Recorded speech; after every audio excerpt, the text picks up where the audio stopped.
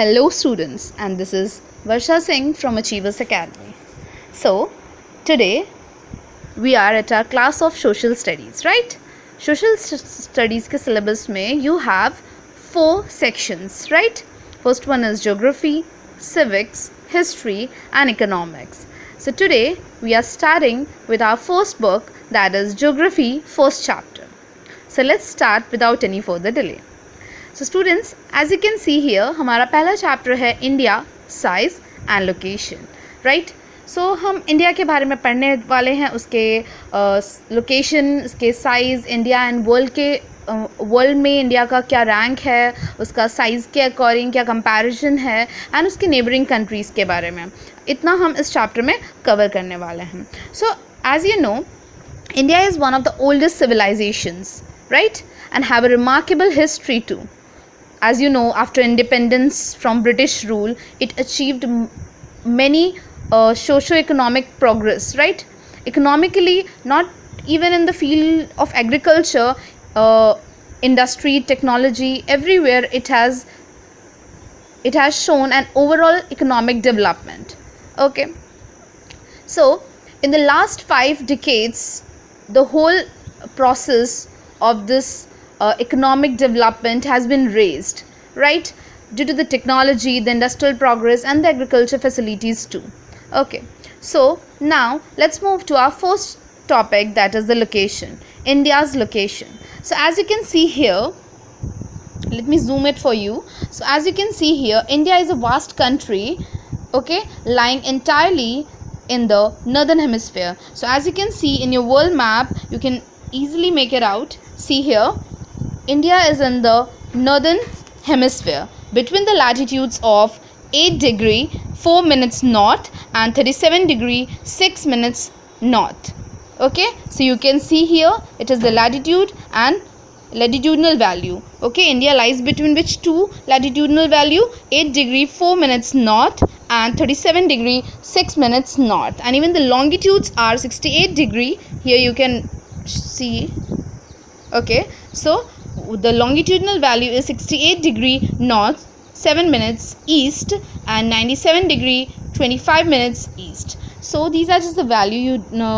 There is no need to by heart it, so just don't get worried about the values. Okay, so now you have seen the location of India, right? So now the location of India is divided by Tropic of Cancer, where it is Tropic of Cancer has divided India into 2 equal parts. Okay, so here you can see it, right?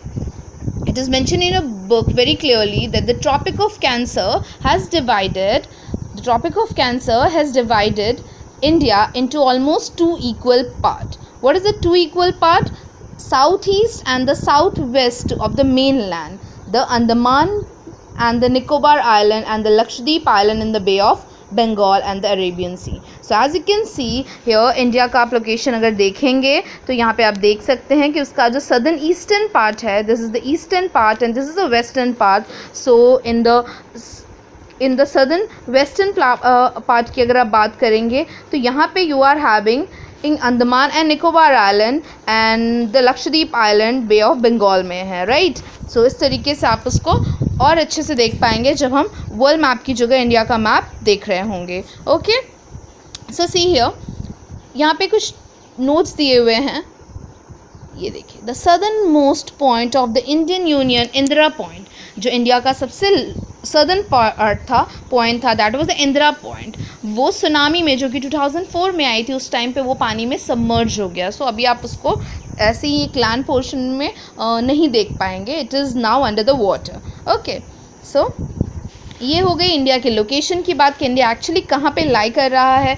Now हम उसके size की बात करते हैं. अगर हम India के size की बात कर रहे हैं, सो इंडिया का जो साइज़ है वो कितना है? सो टोटल एरिया जो है, मतलब इंडिया का जो लैंड मास है वो कितना है? 3.28 मिलियन स्क्वायर किलोमीटर. कितना है? 3.28 मिलियन स्क्वायर किलोमीटर, जो कि इंडिया के टोटल एरिया, जो इंडिया का टोटल एरिया है वर्ल्ड के टोटल एरिया का कितना परसेंट है? 2.4% है. मतलब पूरे वर्ल्ड का जो एरिया है उसमें इंडिया का एरिया कितना है? 2.4% है. ओके, ठीक है. सो इंडिया इतना ही नहीं, टोटल 196 कंट्रीज़ हैं और 196 कंट्रीज़ में से इंडिया का रैंकिंग 7th है. Okay, it is good, right. So India का जो लैंड मास है, according to its land mass, India का रैंकिंग क्या है? 7th लार्जेस्ट कंट्री है वो. Okay, see here. सो उसका जो बाउंड्रीज़ हैं हम उसके बारे में डिटेल देख लेते हैं. सो इंडिया का जो बाउंड्री है, it has a boundary of about 15200 kilometre. Okay, India has a boundary of about 15,200 kilometre and the total length of the coastline, मतलब जो उसका कोस्टल लाइनिंग है उसका जो बाउंड्री है वो अंडमान निकोबार एंड लक्षद्वीप के साथ जोड़ के कितना है? 7,516.6 किलोमीटर जितना है. Okay, so these value need to be bahated by you. Okay, so India is bounded by the young fold of mountains. तो अगर आपने इंडिया का पोजीशन देखा होगा तो उसके अकॉर्डिंग इंडिया का जो नदर्न पार्ट है वो माउंटेन से, जो फोल्डेड माउंटेन्स है उससे कवर्ड है, एंड जो उसका सदर्न एरिया है वो इंडियन ओशन से कवर्ड है, राइट. जो इंडियन ओशन है उसमें भी आपका डिवीजन हो रहा है, right. South of about 22 north latitude it begins to taper and extend toward the Indian ocean. वो इंडियन ओशन में उसका लार्जर जो सदर्न पार्ट है वो है, और ये इंडियन ओशन 2 हिस्सों में बढ़ जाता है. कौन सा है? Dividing into 2, Arabian sea on the west, जो आपका इंडिया का वेस्टर्न रीजन है वहाँ पे कौन है? अरेबियन सी है, एंड आपका बे ऑफ बंगाल जो है वो कहाँ पे है? ईस्ट में है.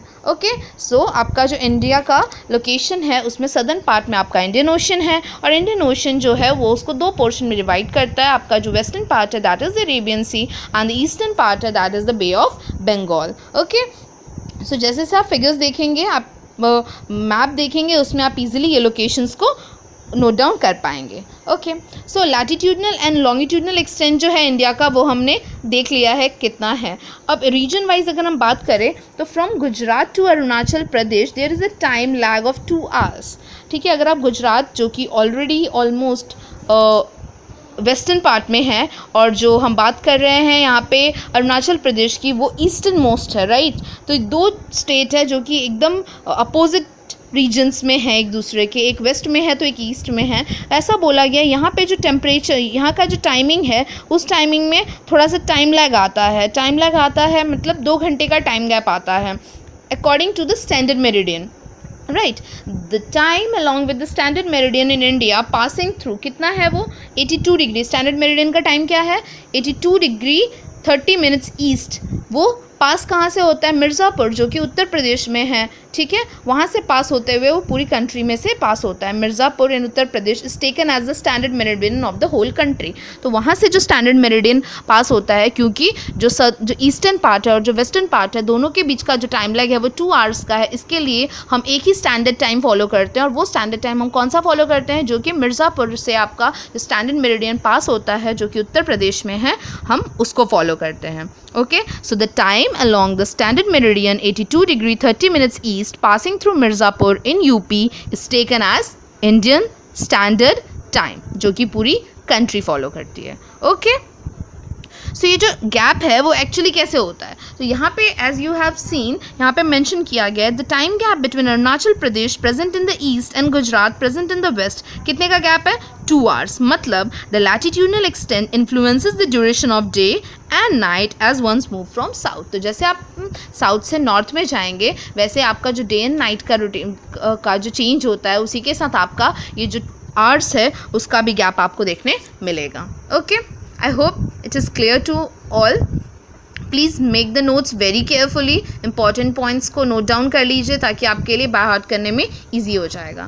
Okay, so that's it for the size of India. Okay, see here also you can see in the world map India को आप देख सकते हैं. ओके, तो इस तरीके से उसका लोकेशन भी हमने देख लिया एंड उसका साइज़ भी हमने देख लिया है. अब हम क्या पढ़ने जा रहे हैं? तो अब वर्ल्ड को कंपेयर करने जा रहे हैं. हमने इंडिया के बारे में तो देख लिया, अब इंडिया की एक्चुअल पोजीशन वर्ल्ड में क्या है, ठीक है, एंड वर्ल्ड में किस तरीके से वो लाई कर रहा है हम उसके बारे में जानना चाह रहे हैं. सो इंडिया का जो लैंड मास है वो एक सेंट्रल लोकेशन है, ना ही वो ज़्यादा ईस्टर्न है ना ही वेस्टर्न है, राइट. इंडिया का जो लैंड मास है वो क्या है? The Indian land mass has a central location between east and the west Asia. East and west Asia के बीचों बीच आता है हमारा India, right. India is the southward extension of Asian continent. But अगर कॉन्टिनेंट एशिया की बात करें तो आपने जैसे देखा कि एशिया के सबसे नीचे था वो, राइट. तो सदर्न एक्सटेंशन में पाया जाता है. और इंडिया के और नीचे जहाँ पे हमारा इंडियन ओशियन है वो एक मेन ट्रांसपोर्टेशन का पाथ बना हुआ है इंडिया की के लिए, जो उसका सदर्न पार्ट जो इंडियन ओशन से लिंक्ड अप है वो उसको और भी बहुत सारी जो कंट्रीज़ है यूरोप में, ठीक है, और जो ईस्ट एशिया में है उनके साथ उसको एक मेन पोजीशन प्रोवाइड कर रहा है, जिसके वजह से वो अपने इंडस्ट्रियल बिजनेस को रन कर पा रहा है. Okay, note that the Deccan peninsula protrudes into the Indian Ocean, thus helping India to establish close contact with West Asia, Africa, Europe and the western coast and southeast. So India जो अपने business concern या export import के लिए उसको इस oceans के वजह से बहुत सारा बेनिफिट होता है. नो अदर कंट्री, इंडिया के अलावा ऐसा कोई और कंट्री नहीं है जिसका सबसे ज़्यादा हिस्सा इंडियन ओशन के साथ लगा हुआ हो. सो इंडिया एक अकेला ऐसा कंट्री है यहाँ पे जिसका सबसे ज़्यादा जो एरिया है वो इंडियन ओशन से जुड़ा हुआ है, और इसी के वजह से उस ओशन का नाम इंडियन ओशन हो रखा है. तो वो अपने नाम का जो जस्टिफिकेशन है, इंडियन ओशन उसका नाम क्यों है, क्योंकि उस ओशन का सबसे ज़्यादा हिस्सा अगर किसी कंट्री के साथ टच हो रहा है तो वो है India. That's why it is known as Indian Ocean. I hope it is clear to you all. Okay, so see यहाँ पे एक और नोट है आपके लिए. क्या रखा है इस नोट में, ध्यान से देखिए. इस नोट में है since the opening of the Swiss canal in 1869 India's distance from Europe has been reduced by 7,000 kilometre. Right, so वहाँ पे इंडियन ओशन के थ्रू एक स्विस कैनाल करके ओपनिंग थी जिससे इंडिया दूसरे कंट्रीज़ के साथ अपना ट्रेडिंग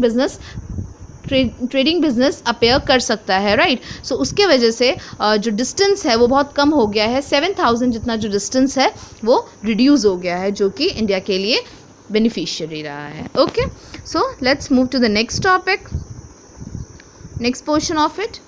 फाइन, सी यहाँ पे एक आपके लिए एक बारग्राफ दिया हुआ है जहाँ पे कंट्रीज़ बताई गई हैं, जो कि इंडिया को हमने बोला इंडिया 7th नंबर पे है. तो इंडिया से ऊपर और कौन सी नेबरिंग कंट्रीज़ हैं जिनका जो लैंड मास है वो इंडिया से ज़्यादा है. सो वो कौन सी कंट्रीज़ है, तो यहाँ पे अगर आप देखने जाएंगे तो देखिए रशिया है हमारे पास. यहाँ पे आप देख सकते हैं क्या है, रशिया है सबसे पहले, then Canada, then USA, China, Brazil, Australia and the 7th one is India. Right, okay, I hope it is clear to you all. 7 largest countries, please इनके नाम याद रखिएगा in sequence. The largest is Russia and the 7th one is India. Okay, so ये कुछ countries हैं जो world में India से बड़े हैं as per the area concern. Okay, so see now here you are having the map of India where you can see the standard meridian and उसके extensions को आप देख सकते हैं. so ये देखिए जो मैंने आपको locations बताया था, ये इसका जो distance है 2933 किलोमीटर, एंड ये आपका नॉर्थ टू साउथ जो सदर्न रीजन है उसका जो डिस्टेंस है दैट इज़ 3214 किलोमीटर एक्सटेंशन दिया हुआ है. राइट, एंड हमारा जो स्टैंडर्ड मेरिडियन है वो कहाँ है, तो यहाँ आप देख सकते हैं कुछ डॉटेड लाइंस ड्रॉ की गई हैं. राइट, ये हमारा स्टैंडर्ड मेरिडियन है और कितना है इसका dimension 82 degree 30 minute standard meridian का टाइम है. सो चाहे आपका यहाँ पे गुजरात है और यहाँ पे आपका अरुणाचल प्रदेश है, बट दोनों के बीच का जो टाइम लैग है 2 आवर्स का, तो उन दोनों को ना लेके हम एक कॉमन पार्ट लेने वाले हैं, तो इसके लिए हम स्टैंडर्ड मेरिडियन के टाइम को फॉलो करते हैं. ओके, सिमिलरली हमने कुछ और चीज़ें पढ़ी थी पीछे. क्या पढ़ा था हमने कि इंडिया का जो नीचे ओशन है that is the Indian ocean. Right, और इंडियन ओशन का जो वेस्टर्न पार्ट है that is Arabian C, and जो ईस्टर्न पार्ट है that is known as bay of Bengal. Islands है बे ऑफ बंगाल में कौन है, अंडमान निकोबार आइलैंड आपका है यहाँ पे, एंड अरेबियन सी में आपका है लक्षद्वीप. ओके, सो ये कुछ चीज़ें थी जो हमने इंट्रोडक्शन में ऑलरेडी ऊपर पढ़ ली हैं. ठीक है, और यहाँ पे फिर से हमने मैप में भी उनको अच्छे से देख लिया है. ठीक है, चलिए आगे बढ़ते हैं अपने नेक्स्ट टॉपिक के तरफ. I hope things are clear to you all, and please okay will just move further. ठीक है, सो यहाँ पे उसके इंटरनेशनल हाईवे और ट्रेड एंड कॉमर्स की बात की गई है, क्योंकि इकोनॉमिकली इंडिया का जो लोकेशन है एशियन कॉन्टिनेंट में वो उसके ट्रेडिंग बिजनेस में बहुत ज़्यादा बेनिफिशियरी रहा है. सो देख सकते हैं आप किस तरीके से जो बहुत सारे रूट्स हैं, ये ट्रेडिंग रूट्स हैं यहाँ पे दिखाया हुआ है, उनके वजह से इंडिया किस तरीके से अपने सी रूट्स के थ्रू दूसरे कंट्रीज़ के साथ ट्रेडिंग बिजनेस में लिंक्ड अप है. ठीक है, Okay, so India's contacts with the world have continued through the ages, but her relationship through the land routes are much older than her maritime contacts. तो ऐसा बोला गया है कि सी रूट्स तो अभी डिस्कवर हुए हैं, बट इंडिया का जो नॉर्दर्न जो लैंड रूट्स हैं वो भी बहुत ज़्यादा पॉपुलर रहा है इन अर्लियर टाइम्स, राइट, जिसके वजह से जो एंशियंट ट्रैवलर्स थे वो आते थे यहाँ ट्रेडिंग करने के लिए. ओके, इसी में से एक का नाम यहाँ पे आपके लिए बहुत क्लियरली विजिबल किया हुआ है. अगर आप देखेंगे ध्यान से तो देखिए यहाँ पे लिखा है these routes have contributed in the exchange of ideas and commodities. तो ये रूट्स कैसे बेनिफिशियरी रही इंडिया के लिए? So these routes have contributed exchange of ideas and commodities since ancient times. पहले से होता आ रहा है, अभी कुछ नहीं हो रहा है नया, right. For example the ideas of Upanishads, the Ramayana, Panchatantra, ये सारी चीज़ें जो इंडियन न्यूमरल्स का डेसिमल सिस्टम है, ये सारी चीज़ें यहीं से चलते हुए आगे जो ट्रेडर्स और जो ट्रैवलर्स आते थे वो अपने साथ पूरे वर्ल्ड में कैरी करते थे इस इंफॉर्मेशन को, राइट. तो इस तरीके से जो इन्फ्लुएंस है इंडिया का वो दूसरे कंट्रीज़ पे कैसा रहा है वो यहाँ पे बताया है. एंड हमारा नेक्स्ट टॉपिक है इंडियाज़ नेबर. सो इंडिया की नेबरिंग कंट्री के बारे में हम पढ़ने वाले हैं. सो इंडिया का जो पोजीशन है एशिया में, क्योंकि वो सदर्न मोस्ट नीचे आ रहा है, राइट, वो साउथ एशिया में है. So total 28 state and 7 union territories हैं. ये डेटा अब मॉडिफाई हो चुका है, सबको पता है, राइट. पर आपकी बुक के अकॉर्डिंग यहाँ पे 28 स्टेट्स एंड 7 यूनियन टेरिटरीज़ रह चुकी हैं, राइट, इंडिया में. ओके, सो उसके अकॉर्डिंग इंडिया अपनी लैंड बाउंड्री किन के साथ शेयर करता है? सो इंडिया अपनी लैंड बाउंड्रीज जो हैं वो पाकिस्तान, अफगानिस्तान, ठीक है, नॉर्थ वेस्ट में, नॉर्दर्न वेस्टर्न साइड पे गुजरात के ऊपर किसके साथ शेयर कर रहा है? पाकिस्तान, अफगानिस्तान के साथ शेयर कर रहा है. अगर नॉर्थ में देखें तो नॉर्थ में China, that is Tibet, Nepal and Bhutan के साथ शेयर कर रहा है. ईस्ट में म्यांमार एंड बांग्लादेश के साथ. एंड साउथ में 2 आइलैंड कंट्रीज़ हैं, मालदीव्स एंड श्रीलंका, राइट, उनके साथ शेयर कर रहा है. तो टोटल नेबरिंग कंट्रीज़ कौन कौन सी हैं उसकी? नेबरिंग कंट्रीज़ हैं Pakistan, Afghanistan, China, Nepal, Bhutan, Myanmar, Bangladesh and 2 island countries in the southern side. कौन सी हैं वो 2 आइलैंड कंट्रीज़ देख लेते हैं. सो 2 आइलैंड कंट्रीज़ जो हैं वो है श्रीलंका एंड द मालदीव्स. कौन है? Sri Lanka and the Maldives. अब श्रीलंका की अगर बात करें, आप यहाँ पे देख भी सकते हैं, ये रहा श्रीलंका आपको नीचे दिख रहा है, right. So Sri Lanka is separated by India by a narrow channel, right. Earlier India and Sri Lanka के बीच में एक बहुत ही नैरो पाथवे था, ठीक है, जिसका नाम है park strait and the gulf of Mannar while Maldives. Okay, मैं आपको फिर से ही बताती हूँ. ओके, सी, सो यहाँ पे क्लियरली मेंशन है Sri Lanka is separated from India by a narrow channel of sea form by Palk strait and the gulf of Mannar while Maldives islands are situated to the south of Lakshadweep islands.